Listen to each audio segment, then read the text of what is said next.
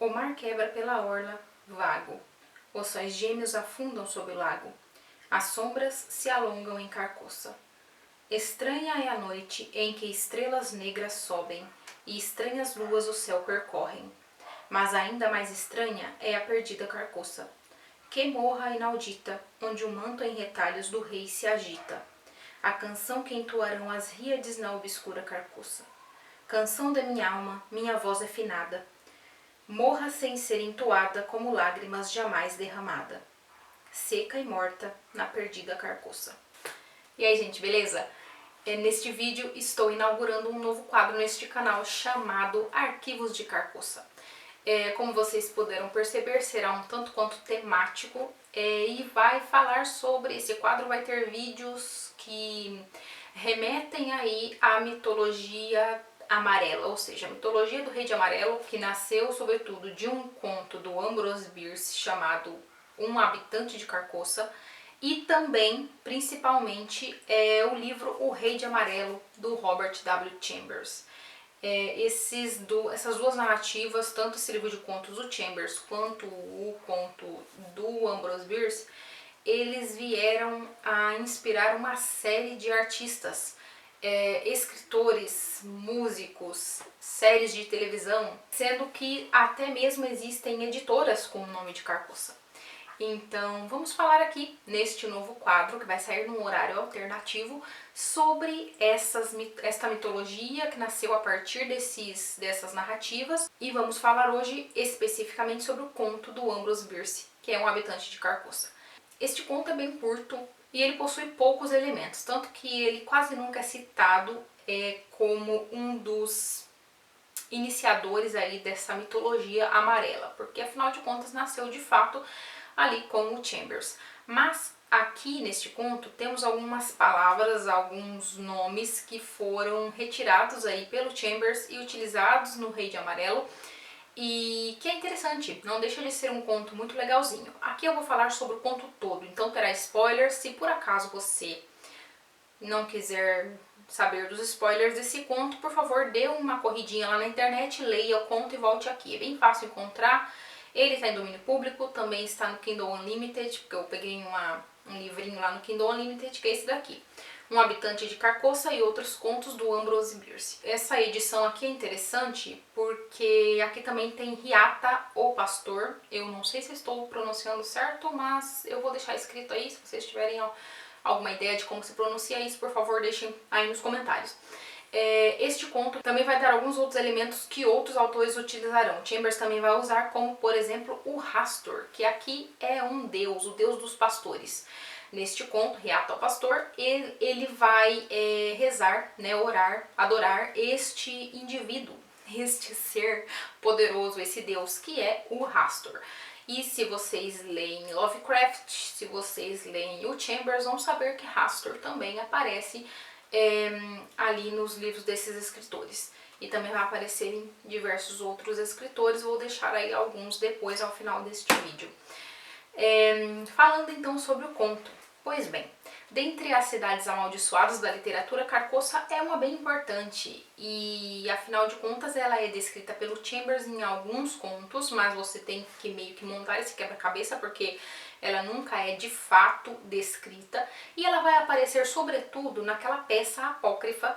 É uma peça, obviamente, fictícia, que o Chambers criou ali como parte da sua mitologia do livro Rei de Amarelo. Essa peça, ela tem 2 atos, sendo que o primeiro as pessoas leem normalmente, mas ao ler o segundo ato desta peça, as pessoas enlouquecem.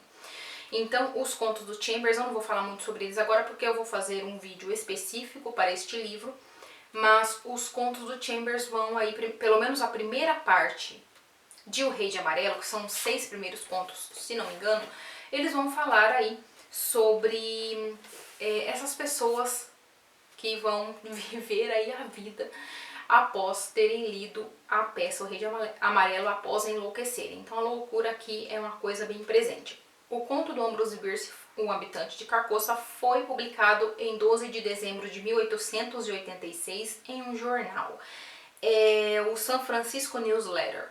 E ele, como vocês podem imaginar, foi a edição do Natal, então vocês já podem imaginar também qual é o teor deste conto, porque geralmente é uma tradição, principalmente nos países ali de língua inglesa, nos países europeus, contarem histórias de fantasma na noite do Natal.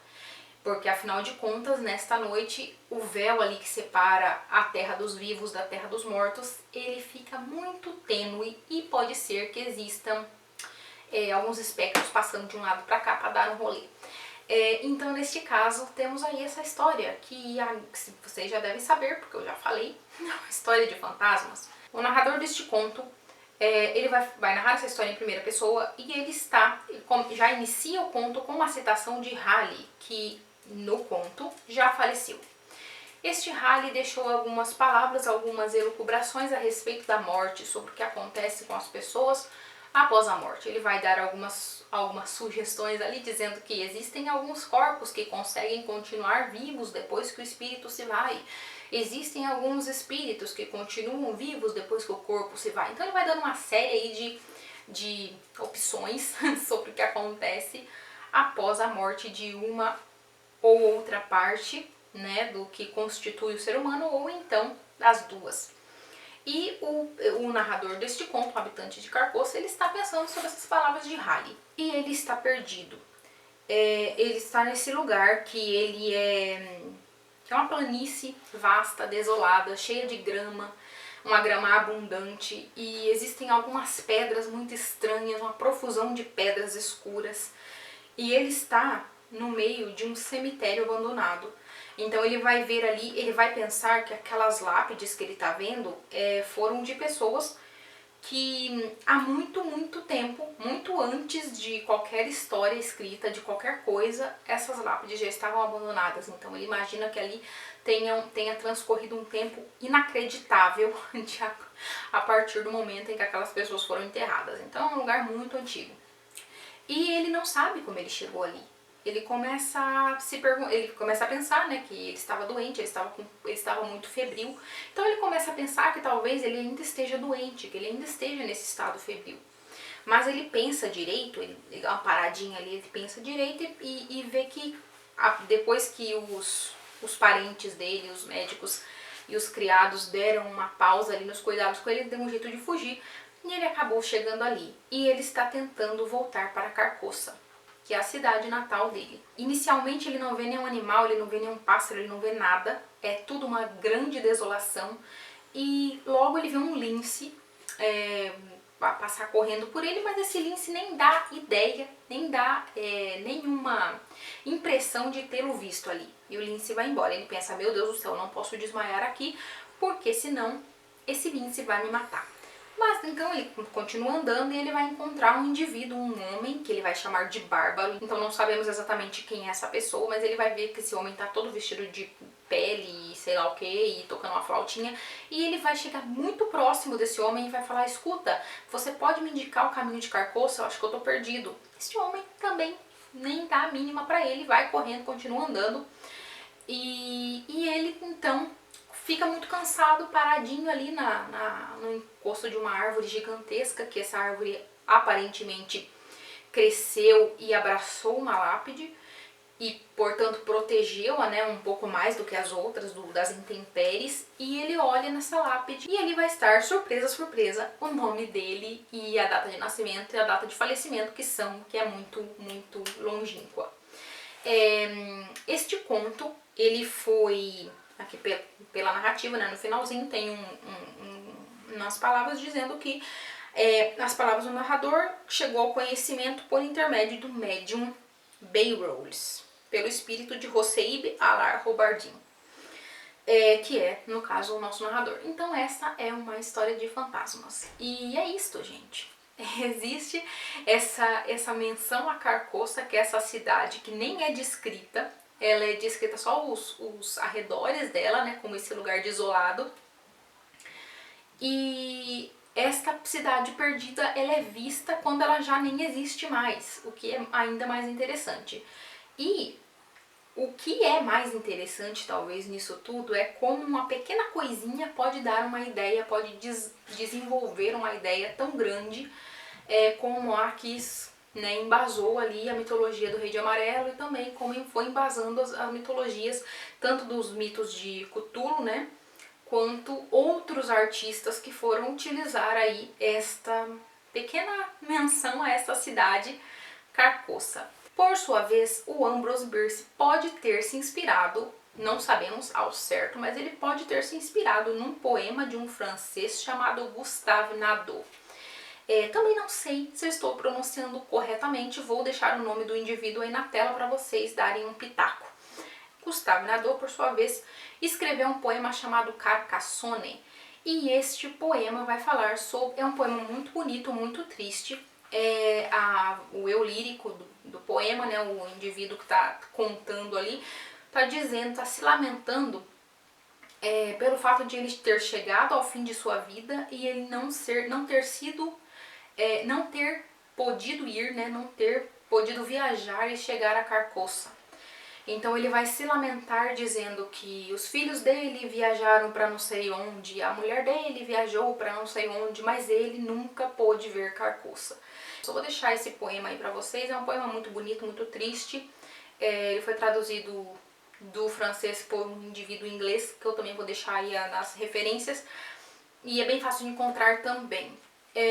Enfim, o Ambrose Bierce pode ter se inspirado nesse poema do Naudot sobre Carcossa.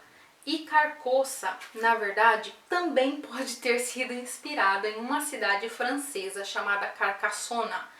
Essa cidade é uma cidade antiquíssima. Ela, no século IX, segundo fontes da Wikipédia, no século IX, esta cidade ela estava ocupada por sarracenos e o Carlos Magno, o imperador, chegou e fez um cerco, montou um cerco lá em volta da cidade, provavelmente devido a algum papa, padre, sei lá, vozes da cabeça dele que mandou ele lá acabar com algum culto herético, porque existem teorias de que nesta cidade, Carcassonne, existiam cultos heréticos, ou seja, qualquer coisa que fosse contra a ortodoxia católica ali era considerado herético, não é mesmo? Até hoje ainda existem essas pessoas que acreditam nisso. Em todo caso, Carlos Magno está ali em volta dessa cidade e a pessoa que governa essa cidade é chamada de a Dama Carcas. E essa Dama Carcas, o Carlos Magno fala para a cidade toda entregar tudo que é comida que eles têm ali pro exército dele, porque o exército está necessitadinho. E ela pega, e na cidade só sobrou um porco e um pouquinho de milho. Então o que ela faz abusada como ela só, dá o milho pro porco comer e lança o pobre do porco por cima das muralhas, entregando o que tem de comida aí pro exército do Carlos Magno. Quando ela faz isso, ela abre os portões e soa as trombetas da cidade. Então, a ideia de Carcassonne, né? Porque Carca soa.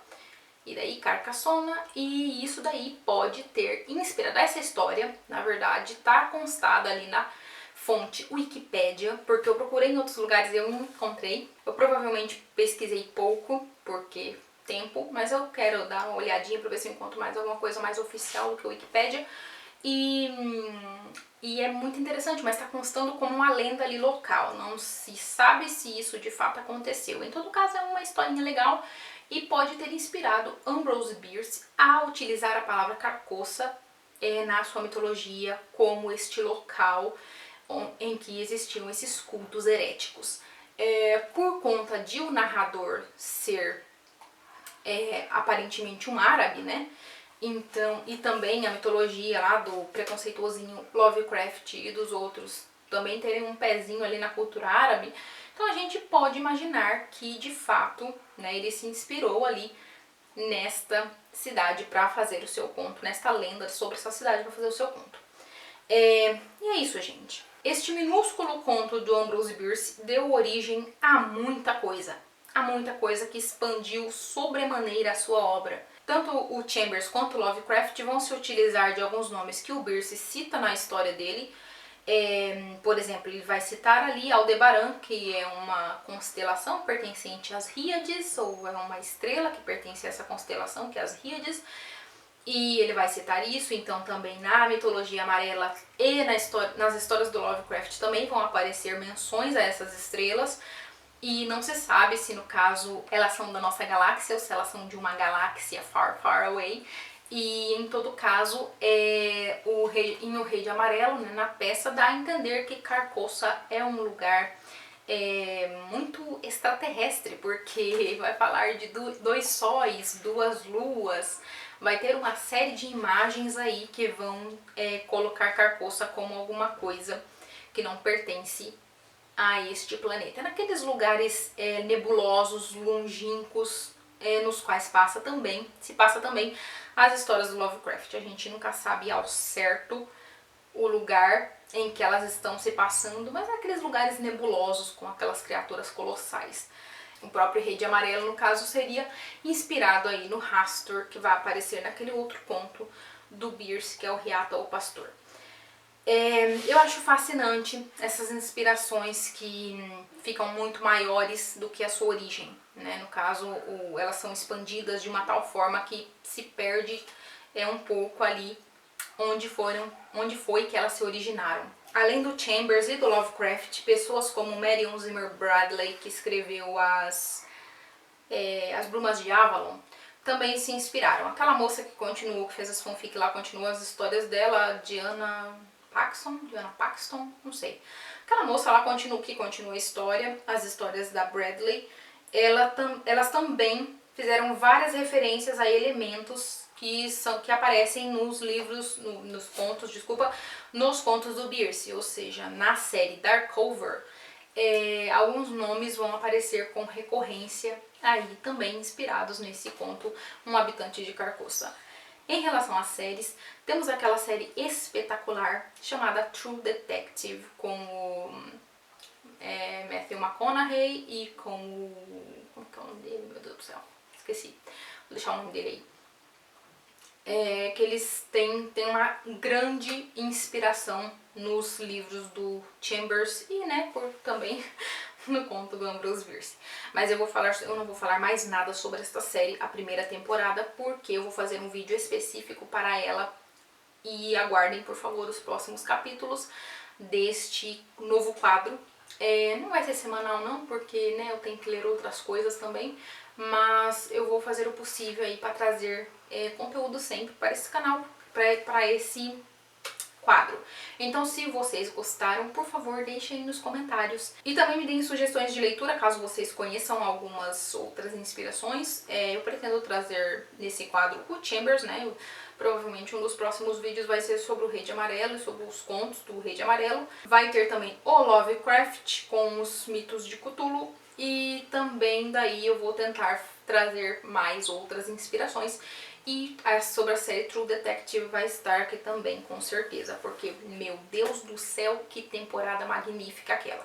Eu confesso pra vocês que eu tenho pouquíssimo interesse, pouquíssima intenção de ver a segunda e terceira temporada, mas se vocês viram e gostaram, por favor, deixem aí. Ela é meio que num tipo antologia, sabe? Então vocês podem ver só uma temporada, mas a primeira, que roteiro é aquele? Magnífico. E é isso, gente. Muito obrigada a quem assistiu até aqui e até os próximos capítulos. Tchau, tchau.